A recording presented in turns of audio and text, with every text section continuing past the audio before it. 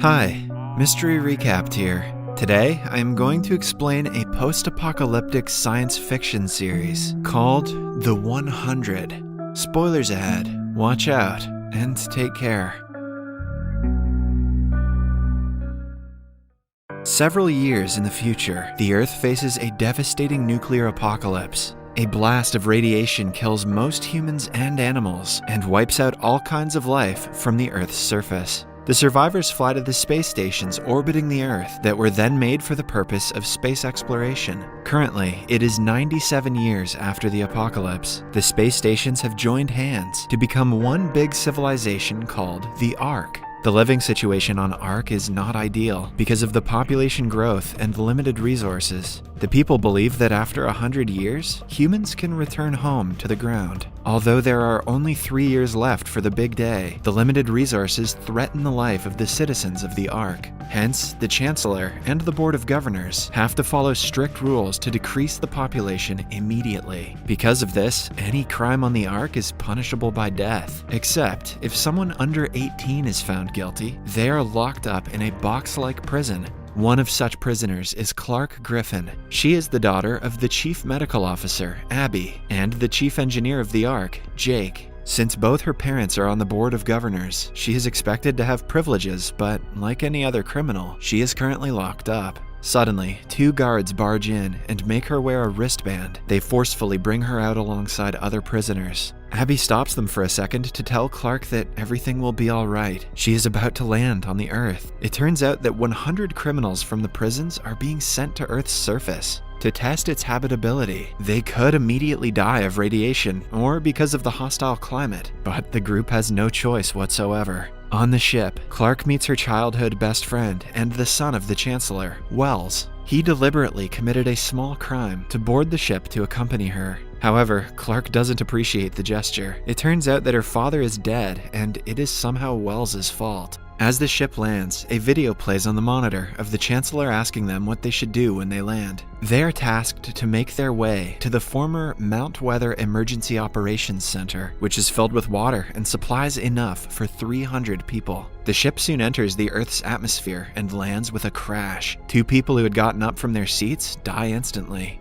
Finn, the guy who urged them to get up, is still safe. Then, we are introduced to the siblings, Bellamy and Octavia. Octavia was hidden under a table by her mother for the first 16 years of her life because no one is allowed to have a second child on the Ark. Bellamy and Octavia were separated when she was caught, and their mother was floated into space. The brother and sister reunite after months. Bellamy instantly declares herself the leader and opens the door to the ship. As the group stands back in anticipation, they are welcomed by a greenery and land filled with vegetation. They run outside to their home for the first time in their lives. As the group celebrates, Clark brings out a map and sees that they have been dropped some miles away from Mount Weather. Finn follows her, interested in what she is doing.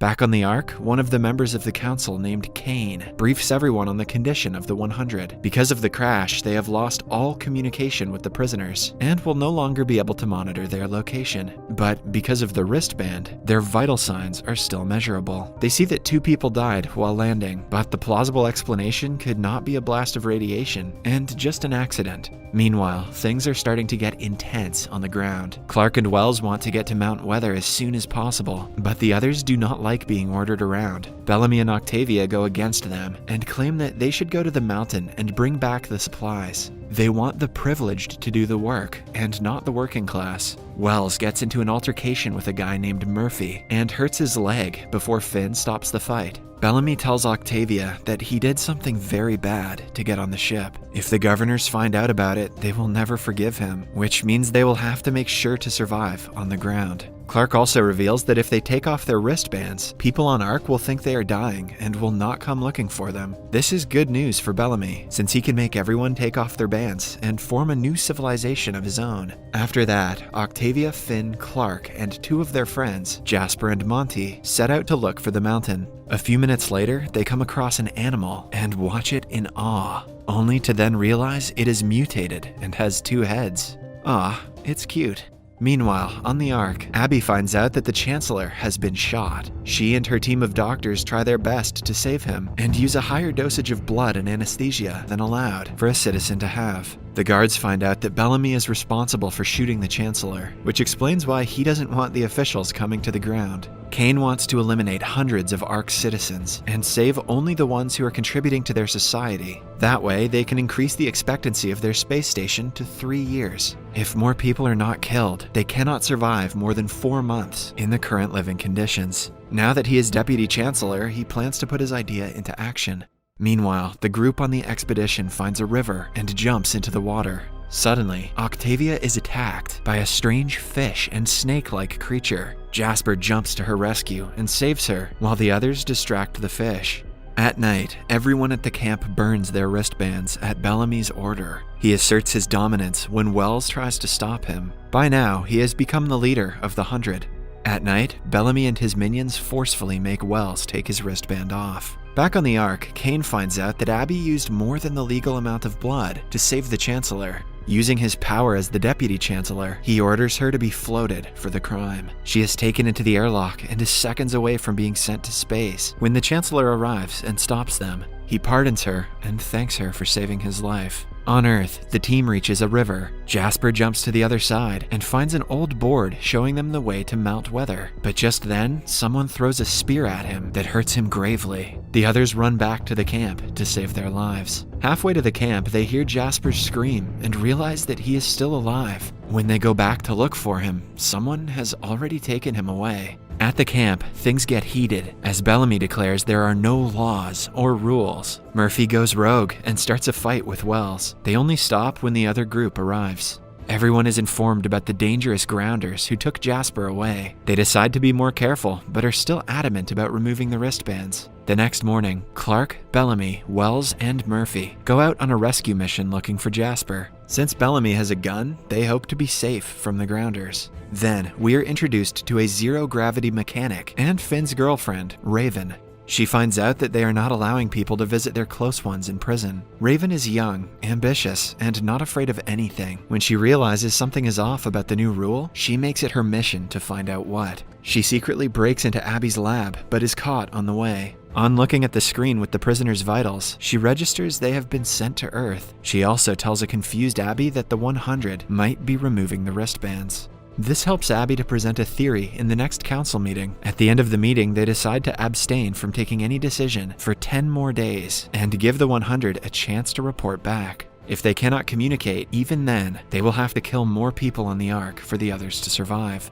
Back in camp, Octavia meets Monty. Monty is a communications expert who is working to build up connections with the Ark. He is also best friends with Jasper and hopes he will be back soon. Octavia helps him with his task, going against her brother's rule. Meanwhile, the other team continues looking for Jasper and finds a waterfall on the way. Finn and Clark seem to be getting close to each other, which makes Wells jealous. Suddenly, they find Jasper's goggles and realize he is nearby. Eventually, they find him hung from a tree, with his wound treated. Clark almost falls into a trap in front of the tree, but is saved by Bellamy. They bring Jasper down but are attacked by a wild boar just then. Wells kills it with the gun he stole from Bellamy.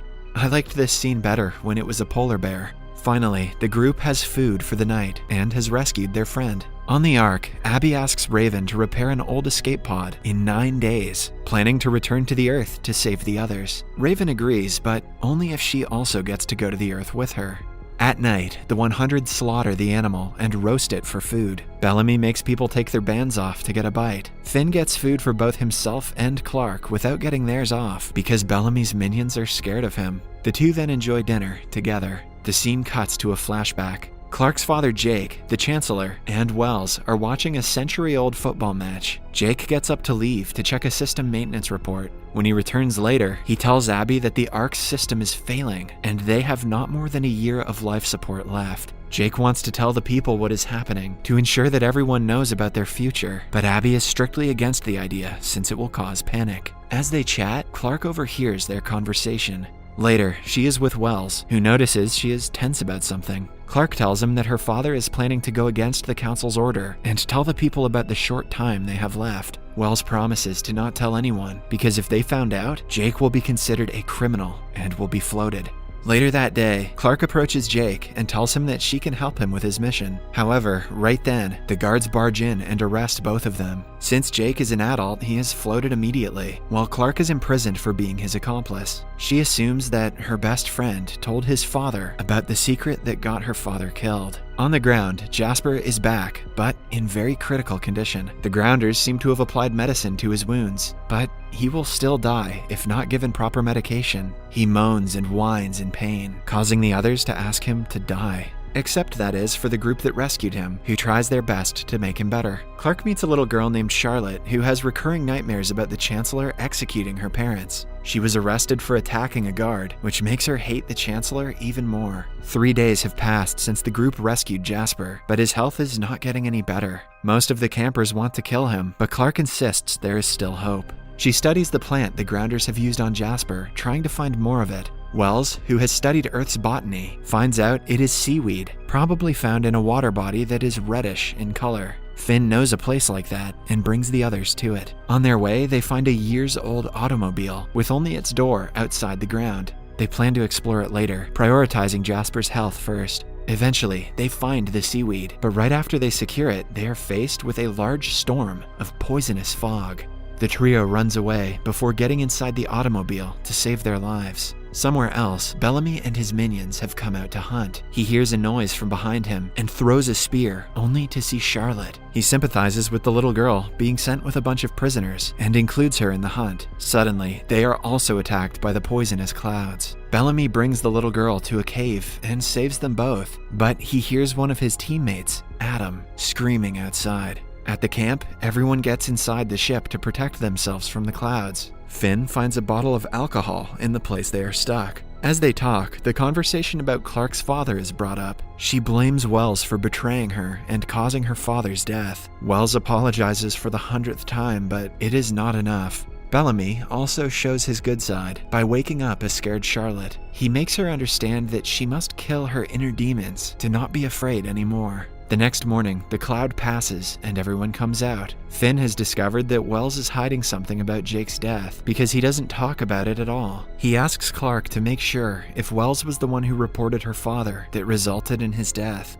Somewhere else, Bellamy finds Adam on the ground. His body has been mutilated because of the poisonous fog. He begs Bellamy to kill him, not being able to handle the pain anymore. Clark arrives at the right time and hums a rhythm before stabbing him in the neck and ending his misery. Charlotte witnesses the incident, and it leaves a lasting impression on her. The group returns to the camp at night and immediately takes care of Jasper. After what happened in the woods, Bellamy wants to help Clark, knowing that she is a good person. A while later, Clark approaches Wells and asks him if he told his father about Jake's plan. Wells keeps quiet, which only makes Clark more nervous. She realizes it was her mother who reported her father and was the cause of his death. Wells just wanted to save her from misery and took the blame on himself. Clark apologizes and cries in his arms. Then, we see Jasper wake up, having recovered because of the medicine he was given. Everyone from the group surrounds him and jokes about the situation. As the vault fills with laughter, outside, Wells is alone.